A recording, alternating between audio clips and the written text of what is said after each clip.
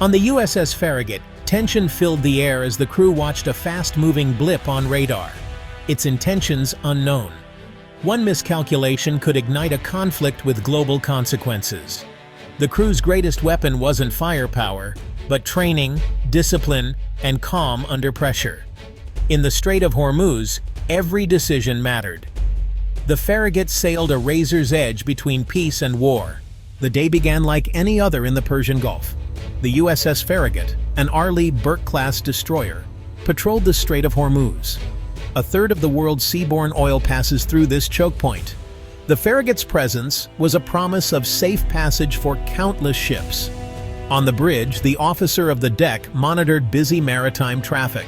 The crew expertly sorted through radar clutter, knowing the patterns of the strait.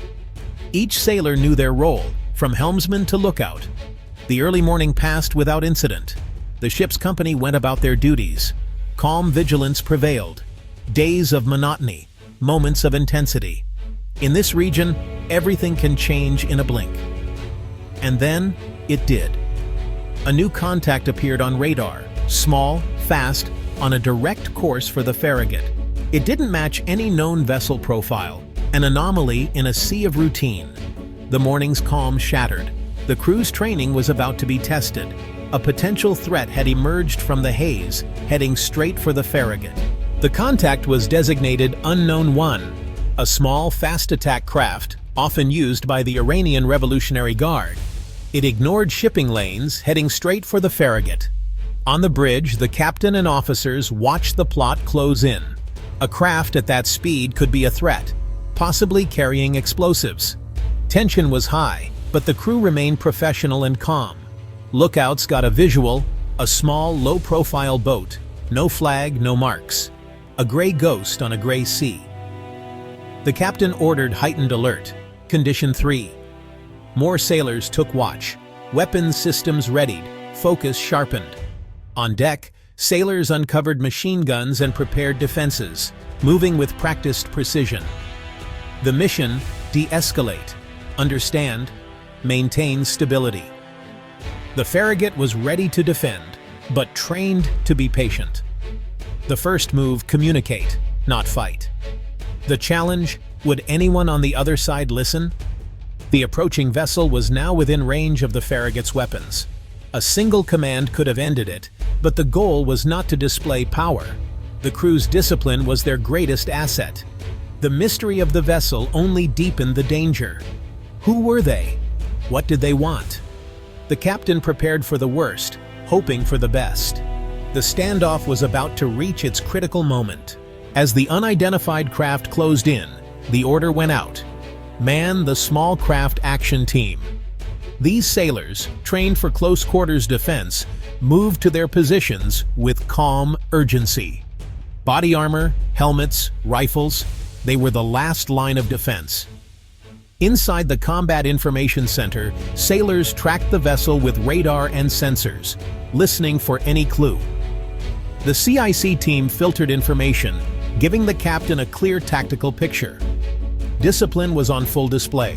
No shouting, no confusion, just procedure. The helmsman held course. Weapons officers confirmed systems were ready but safe. Communication specialists prepared to broadcast warnings. This was the result of relentless drilling, muscle memory under stress. The captain watched his crew with pride, knowing their discipline was the ship's true strength. As the boat approached, he trusted his team to hold the line. They would not falter. They would do their duty, no matter what came next. The professionalism of the crew was a shield. Their readiness was absolute. The Farragut was prepared for any outcome. The next move would define the encounter. The first step: try to communicate. The Farragut broadcast warnings on Channel 16: unidentified vessel, you are on a collision course. Alter course and identify yourself. The message repeated in English and Farsi. Calm, firm, professional. Silence. The boat didn't slow or respond. The communications officer tried other frequencies, then the loud hailer. This is a U.S. Navy warship. Turn away now. Still nothing. The boat ignored every attempt. The captain ordered 5 short blasts from the ship's horn. the maritime signal for danger. The sound rolled across the water, unmistakable. The crew watched for any reaction, a change in course, a radio call, anything. But the boat maintained speed and heading, as if the farragut didn't exist. The refusal to communicate was itself a hostile act. The captain and crew had tried every peaceful procedure. The wall of silence pushed the situation closer to the brink. The moment for a critical decision was fast approaching. The crew's patience was being tested to its limit. The next move could mean peace or conflict. The tension was palpable. The unidentified vessel was now dangerously close. The farragut was authorized to use force, but the captain chose restraint. He understood the stakes. One shot could spark a wider conflict. Instead, he ordered a subtle course change, creating space and signaling non-hostile intent. The guns stayed manned, sensors locked, but aggression was withheld. It was a delicate balance resolve without escalation. The captain's decision was a masterclass in naval diplomacy under pressure. He bet on his crew's professionalism and the possibility the other side would back down. By choosing calm over chaos, he demonstrated true strength. The crew held their positions, ready but patient. The standoff teetered on a knife's edge. The captain absorbed the pressure, refusing to be provoked. The only thing he could control was his own ship's actions. In restraint, he found power. The world's fate for a moment rested on his judgment. While the bridge focused on the threat, another mission unfolded: document everything. The ship's intelligence team recorded the encounter. Cameras zoomed in, sensors captured every detail. This wasn't just for reports, it was evidence for the world. If shots were fired, proof of restraint would be critical. The farragut became its own witness, building a second-by-second timeline. Intelligence gathering is a modern form of defense, countering misinformation, shaping the narrative. The crew's focus on documentation kept them engaged and professional. They weren't just potential victims, they were observers and analysts. This mindset helped keep fear at bay. The power of the farragut was not just in its weapons, but in its ability to record the truth. Every action was preserved for history. The crew's professionalism extended beyond the battlefield. The real battle was for the story that would be told.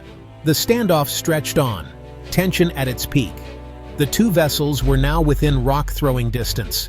The captain had done everything to de-escalate without compromising safety. Then, suddenly, the small boat turned away, slowing and heading back toward the Iranian coast. The immediate threat vanished as quickly as it had appeared.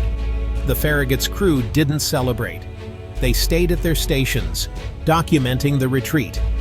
Only when the boat was a speck on the horizon did the captain stand down the alerts. The small craft action team was secured, weapons returned to safe. The ship's rhythm slowly returned to normal. The crisis was over. Peace preserved through will, not weapons. The captain's strategy of restraint had worked. The crew had quietly won a clash of wills. The Strait of Hormuz was calm once more. The USS Farragut completed its patrol, the world unaware how close it came to crisis. The victory was silent, professionalism over provocation. True strength isn't always measured by firepower, but by wisdom and restraint. The crew faced a direct challenge and met it with focus, not force. The lesson: the goal is not to win a fight, but to prevent one. Restraint is not weakness, it's confidence born of training and understanding. The sailors will remember the tension, the fear, and the pride of that day. They upheld the highest traditions of the Navy. Their calm resolve was the shield that kept the peace. The greatest battles are often the ones never fought.